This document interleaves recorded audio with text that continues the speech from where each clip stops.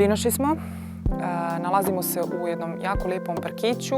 Iza nas je stari dud iz kojeg izvire voda, jedan prirodni fenomen o kojem su mnoge reportaže snimljene. Ono što je nas inspirisalo za današnji vlog jeste rijeka Ribnica kao jako važna rijeka koja protiče kroz naš grad. A htjeli smo zapravo da vidimo kakvo je njeno stanje od samog izvorišta pa do ušća u Moraču. Prateći korito Ribnice na Google Mapsu došli smo do ovog mjesta u Dinoši.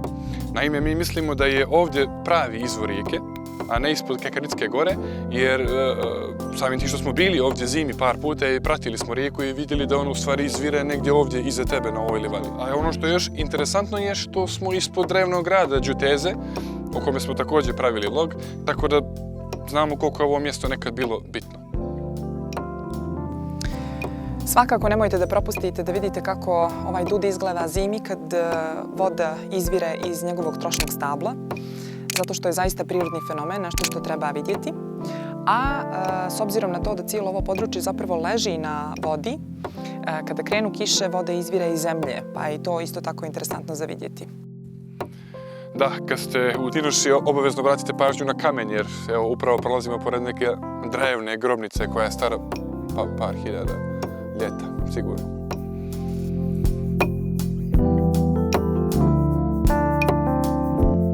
Par stotina metara od parka, korito već postaje ozbiljnije. Ovdje za čudo nema smeća, ali nema ni kuća u okolini, tako da nije ni čudo. U Omer Božaju smo, odnosno Omer Božovićima, i stanje je već drugačije, alarmantnije, smeća koliko hoćete ispod mosta. A u nastavku mislim da nas ne očekuje ništa vedrija slika. Sve je ovo light verzija, vjerujte mi, koliko god smeće da vidite sad, ništa je šta slijedi. Sa lijeve strane već možemo da vidimo ostatke plastičnih stolica i kišobrana kao prvih ukrasa. Dok hodamo ovako koritom rijeke, razmišljamo o tome šta možemo da uradimo. Imamo naravno prvi instinkt da počnemo da čistimo ovo smeće, da ga pokupimo iz korita, međutim toliko ga je, a nismo ni započeli našu šetnju, da prosto smatramo da tako nešto ne bi imalo smisla. Između ostalog, ljudi su do sada organizovali gomilu akcija po pitanju čišćenja korita Ribnice, ali se nekako ispostavi da to na kraju apsolutno nema nikakvog efekta. S obzirom na to da je ono od svog izvorišta pa cijelim svojim tokom u ovakvom stanju. Naše pitanje je sljedeće: kako da trajno riješimo ovaj problem? Kako da naše institucije koje su relevantne za ovu priču na državnom, na lokalnom nivou riješe ovaj problem trajno? Tu smo između Konika i Maslina, kod starog ribnjaka. I kao što vidite, evo, već imamo malo rijeke, a sa rijekom i tabure. Reci nam, ovdje je ribnjak, ali je li još nešto bilo ovdje? Ovdje je bio restoran i ribnjak. Znači, ulove vam pastrmku, spreme vam je ovdje i jedete i uživate uz rijeku. A pazite sad ovo.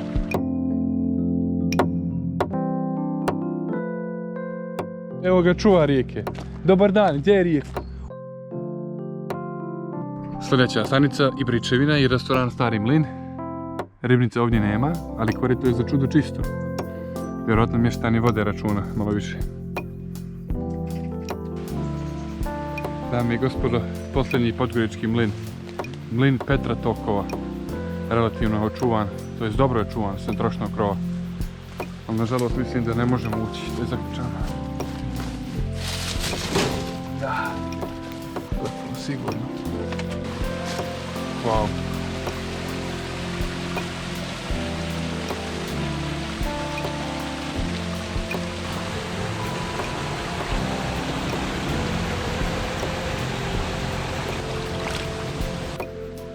Ćao.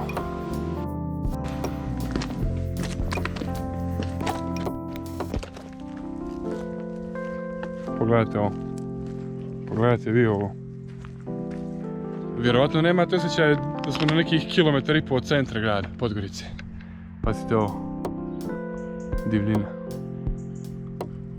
Improvizovani pješački most, željeznički most. Ako nemate ideju gdje sa nekim starim elementom, Ribnica je prava adresa. Iza mene i iznad mene nalazi se kuća Dučića, pokojnih Dučića. Kuća koja je izgorela i nosi jednu tragičnu priču o čemu smo saznali u podcastu, odnosno u emisiji Zinzula. Brana Mandić ima jednu odličnu epizodu na tu temu, gdje ulazi u kuću i opisuje šta sve vidi, tako da obavezno poslušajte. Tu smo ispod restorana Ribnice, na Draču, ispod mosta i tu nailazimo na našu prvu, šta Ivo? Prepreku. Na našu prvu prepreku. Nailazimo na mrežu koju mislimo da nema puno funkcije. Nailazimo na dvije mreže. Na dvije mreže. Ne na jednu, nego na dvije mreže sa lijeve i sa desne strane, ali nema je u centralnom dijelu, ispod mosta. Mreža koja zapravo služi za prikupljanje smeća, ali apsolutno nema nikakvog efekta s obzirom na to da je dobrih 1,5 metra slobodno.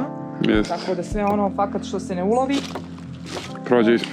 plastičnih kesa i ostalog smeća prolazi bez ikakvih problema ispod.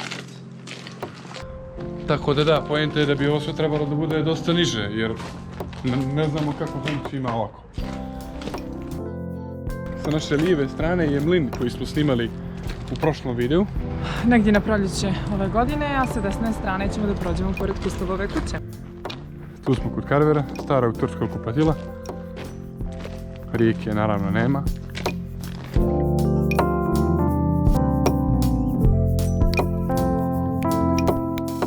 Sami centar grada. Ovdje je također bio stari mlin, ali ništa od toga. Pretpostavljam da je ovo neka kolijevka. Yes. Ne znam šta je. Stara kolijevka. Nešto staro.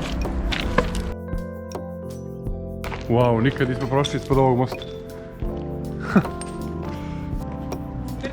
Smrdi. Evo nas ispod muzičkog centra bivšeg doma JNA. Wow. Samo sirene, a i smeće odaju to da smo u centru grada. Pazite, ovaj dio kako je lud. Dalje nećemo moći za sad, evo ovdje ponovo izvire. Posle nekog ponora, ponovo imamo ovdje. Ništa, uzimamo gumene čizme do Putina naredni put. Neki idući put. Pogledajte vi te stare međe, duž čitave Ribnice skoro.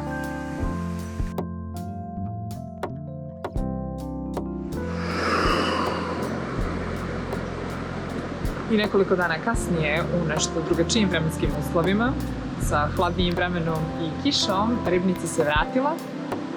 A mi smo ne u koritu, nego na mostu, na Tabačkom mostu. Prošlog puta smo se zaustavili ispod muzičkog centra. Tako je, par stotina metara tamo. Nismo mogli da prođemo, naišli smo na izvor koji je izbio sa strane i pala je kiša, tako da sad definitivno ne možemo više šetati koritom Ribnice. I prije samih skalina dolazimo do mjesta gdje je nekad bilo naselje Tabana. Ispravit ćete me, mislim da se kaže Tabana. Od tog naselja nije ostalo skoro ništa. A rijeka ovdje završava još malo svoj život. I posljednji most na Ribnici, a u isto vrijeme prvi most na Ribnici iz doba Rimljana. Oda. Kasnije su ga Turci napravili u ovo što mi znamo. I za kraj.